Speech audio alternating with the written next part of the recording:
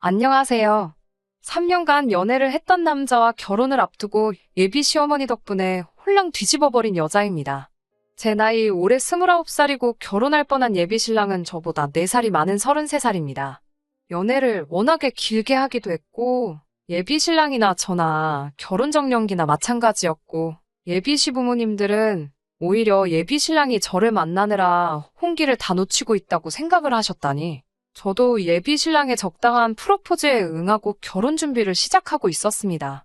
연애하는 내내 사실 예비 시부모님, 특히 시어머니가 되실 어머님께서 저를 별로 탐탁치 않게 생각하신다는 느낌을 받았던 적이 몇 번 있어요. 왜냐하면 연애 중에 한 번도 서로의 부모님께 보여준 적이 없었거든요. 3년이란 기간이 절대 짧다고만 볼 수 없는 긴 시간인데 저도 부담스러워서 선뜻 먼저 말을 꺼낸 적이 없었습니다. 하지만 무엇보다 예비 신랑이 나서서 자기 부모님들 보여주는 걸 꺼려했었습니다. 어렴풋이 자기도 알고 있었나 봐요. 시어머니를 미리 보여줬다간 결혼은커녕 연애도 유지 못하겠다는 사실을요. 아무튼 예비 신랑의 프로포즈를 받고 예비 시어머니 집에 초대를 받아 처음 가보게 된 날이었어요. 예비 시어머니께서 저를 보고 건넨 첫마디는 이야기 많이 들었다. 잘 부탁한다는 등의 인사말도 아닌 우리 잘난 아들 마음을 누가 뺏었나 했더니 이 아가씨였구만. 이었습니다. 그때는 그냥 웃어넘기고 말았는데 첫 인상이 그렇게 좋으신 분은 아니었어요. 식사하는 와중에도 저에 대한 궁금한 점은 그다지 물어보지 않으시고 위아래로 무슨 물건 훑어보듯이 계속 저를 쳐다보셨어요. 그렇게 식사가 끝날 때까지 불편한 눈치만 주실 뿐. 정말 말 한마디 없으시다가 식사가 끝나고 나서 식탁을 정리하시더니 냉장고에서 과일을 종류별로 꺼내오셔서는 칼하고 접시를 제 앞으로 쭉 밀어주시더라고요.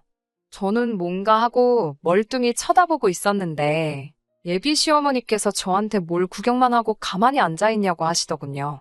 과일 깎는 걸 한번 봐야겠다고 하시며 어디 한번 깎아보라고 하시더라고요. 저도 깎으라고 무조건 과일 깎는 그런 사람도 아니었고 사실 이런 것들은 이미 먼저 시집간 친구들에게서 들은 이야기도 있고 해서 암만 시어머니 되실 분이 시킨다고 원하는 대로 할 생각도 없었어요.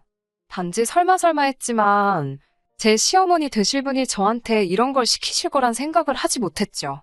어머님께 어머님, 저는 과일을 껍질째 먹어요. 예랑이가 자기는 과일을 깎아 먹는다고 해서 저희끼리는 과일 먹을 때 깎아 먹을 사람은 직접 깎아 먹기로 했어요. 라고 말씀드리고 과일 접시를 예비 신랑 쪽으로 쭉 밀어버렸어요. 실제로 예비 신랑과는 연애하던 기간에 말했던 이야기이기도 했고 예비 신랑도 자기 어머니의 의도를 눈치챘는지 적당히 저에게 맞장구를 쳐주며 그렇게 하기로 했다고 넌지시 웃으며 상황을 넘기더라고요. 예비 시어머니께서는 그 길로 예비 신랑 앞으로 넘어간 과일 접시를 다시 뺏어오시더니 인상을 잔뜩 찌푸리시고는 아무 말도 없이 과일을 손수 깎아주시더라고요. 예비 시어머니가 깎아놓은 과일을 한두 개 집어먹을 때 도끼 눈으로 저를 노려보셨지만 저는 아무것도 모르는 척 과일을 먹었어요. 예비 시어머니께서 그런 식의 행동을 보인 건 예상이었지만 예비 신랑이 나쁜 사람은 절대 아니었어요.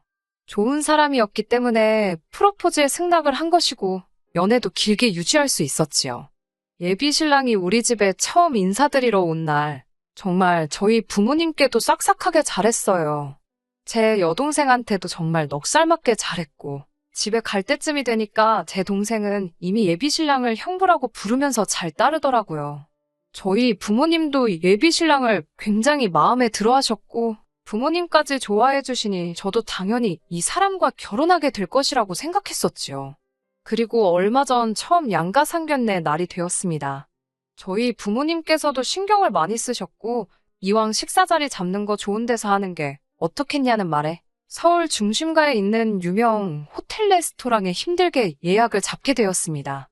예약이 끝난 후 예비 신랑에게 장소를 말해줬는데 몇 시간 있다가 저에게 전화가 오더라고요. 그러고선 하는 말이 장소를 조금 변경했으면 좋겠다고 하시더라고요. 예비 시어머니께서 원하시던 장소는 고깃집이었어요. 시부모님께서 잘 아는 곳이 있다고 본인이 예약을 잡아놓을 테니 거기서 하자고 하시더군요. 적어도 저희는 그 장소가 조금 독립된 공간이 따로 있는 사적인 대화를 나눌 수 있는 루명식의 고깃집일 거라 생각을 했어요. 그런데 도착한 장소는 그냥 예비시댁에서 가까운 곳에 위치한 가든형 고깃집이었습니다. 아무리 원하는 음식을 드시는 게 더 좋다고 한들 그래도 양가 부모님께서 처음 만나는 상견례 자리이니만큼 어느 정도는 조용한 곳이었으면 했는데 그래도 엄청 유명한 맛집이기는 한지 초저녁 시간대였는데도 가게에는 발 디딜 틈도 없이 손님이 가득했습니다. 아무래도 장소가 의외의 장소이다 보니 예비 시어머니께서는 호텔 같은 데서 알지도 모르는 요리 먹으면서 어색한 것보다 이렇게 확실하게 맛있는 음식 먹는 게 낫지 않겠냐며 말을 하시더라고요. 누가 봐도 본인께서 먹고 싶은 음식집으로 고른 거라는 느낌을 지울 수가 없었어요. 좋아하는 음식 드시는 것도 좋지만 자리에서 챙겨야 할 격식이나 경우 같은 건 전혀 고려하지 않고 고른 곳이었죠. 저희 가족은 부모님과 저 이렇게 3명이 참석했고 예비신랑 가족은 부모님 포함 예비신랑 위로 있는 형까지 데리고 나왔더라고요. 처음에 서로 인사하고 따님 잘 키우셨다. 아니다. 아드님도 잘 키우셨다 하면서 서로 덕담 나누고 시작했어요. 그때까지만 해도 분위기가 좋았는데 예비 시어머니께서 저희 어머니한테 예비 사도는 고기를 참 많이 드셨나 보다. 고기를 많이 드셔서 빵점짜리 어머니가 되셨나 보네. 이러더라고요. 그러면서 괜히 고깃집에 데려온 게 아닌가 몰라 하면서 깔깔 웃더라고요. 무슨 소린가 싶었어요. 방금까지 서로 자식들 잘 키우셨다 나누던 분이 갑자기 저희 어머니한테 빵점 어머니라는 말을 하시다니요. 무슨 소린가 했더니 진짜인지는 모르겠는데 무슨 육류가 산성음식이고 산성음식을 많이 먹으면 나를 낳는다나 어쩐다나 한다고 하더래요. 그래서 저희 아버지가 먹을 고기까지 어머니가 다 뺏어 드셔서 딸만 둘 낳았다 이 말을 하고 싶었나 보더라고요.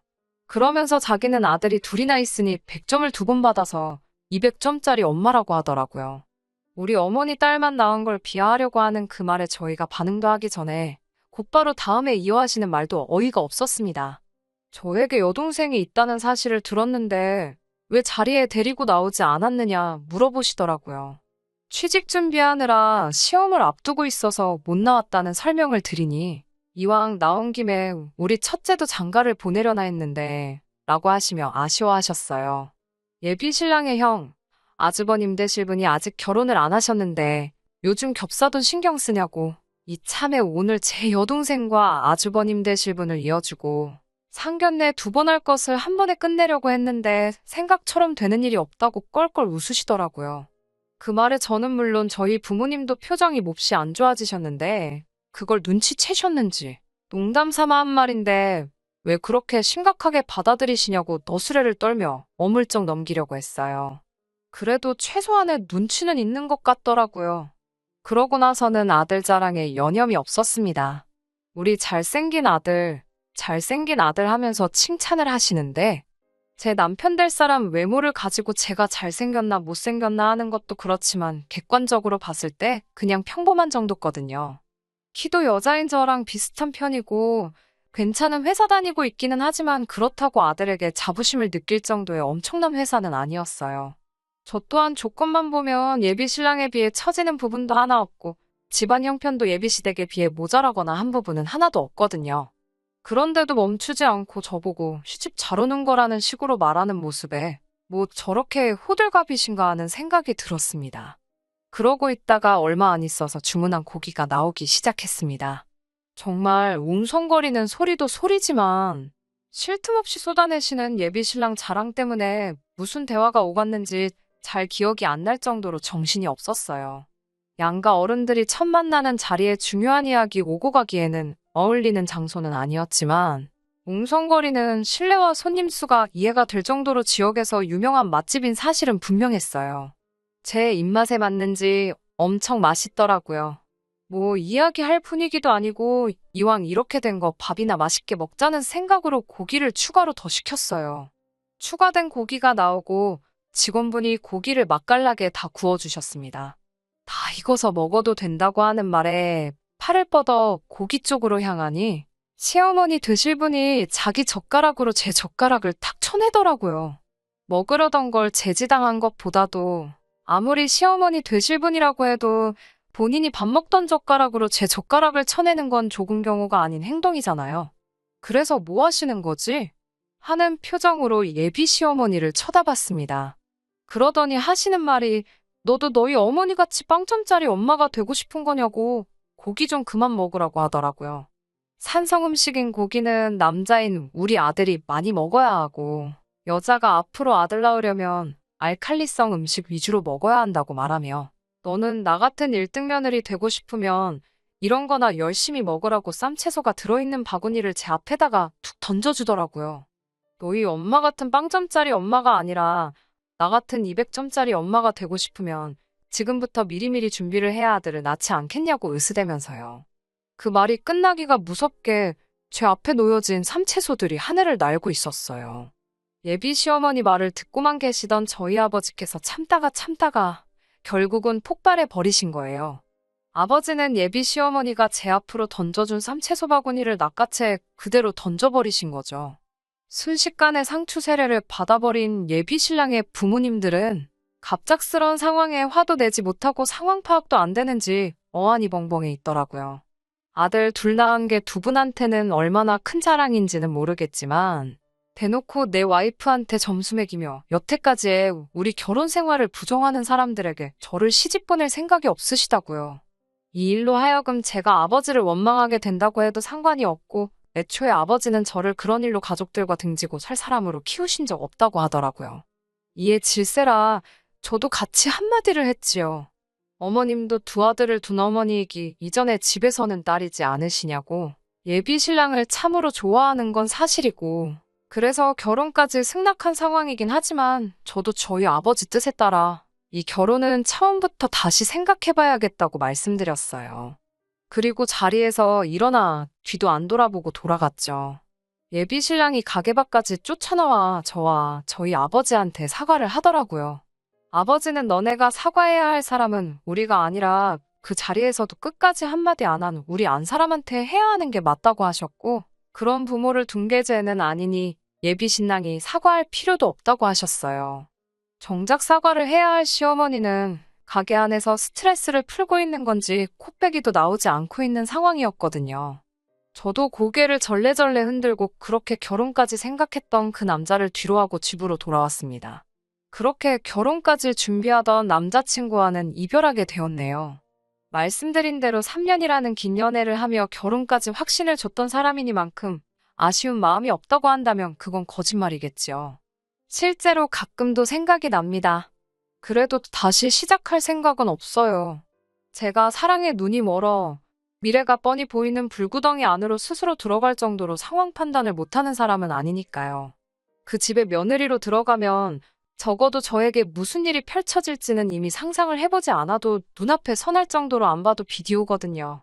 아들만 갖는 게 얼마나 자부심을 느낄 일인지는 알 생각도 없고 평생 가도 모르겠지만 그래서 저도 아쉬움 가질 생각이 들기도 전에 곧바로 이별하게 되었습니다. 그날 일을 돌이켜 생각해봐도 아버지가 너무 성급했다고 생각하지 않습니다. 자식이기는 부모 없다고 그 와중에 제 생각한다고 아무 말도 못하셨다면 오히려 그 상황이 더 실망스러웠을 것 같아요. 어김없이 저의 기대를 저버리지 않고 엄마 편을 들어준 아버지가 오히려 더 멋지게 느껴집니다. 저도 이제 다시 새로운 사람을 만난다면 그 어떤 상황에서도 배우자의 곁을 든든히 지켜주는 아버지 같은 사람하고 만나고 싶네요. 그러면 앞으로 제 앞에 나타날 사람을 기대하며 오늘 사연은 여기서 이만 줄이도록 하겠습니다. 끝까지 들어주셔서 감사합니다. 오늘의 사연은 여기까지입니다. 구독과 좋아요, 알람 설정 부탁드리고 더 좋은 사연으로 다시 찾아뵙겠습니다. 감사합니다.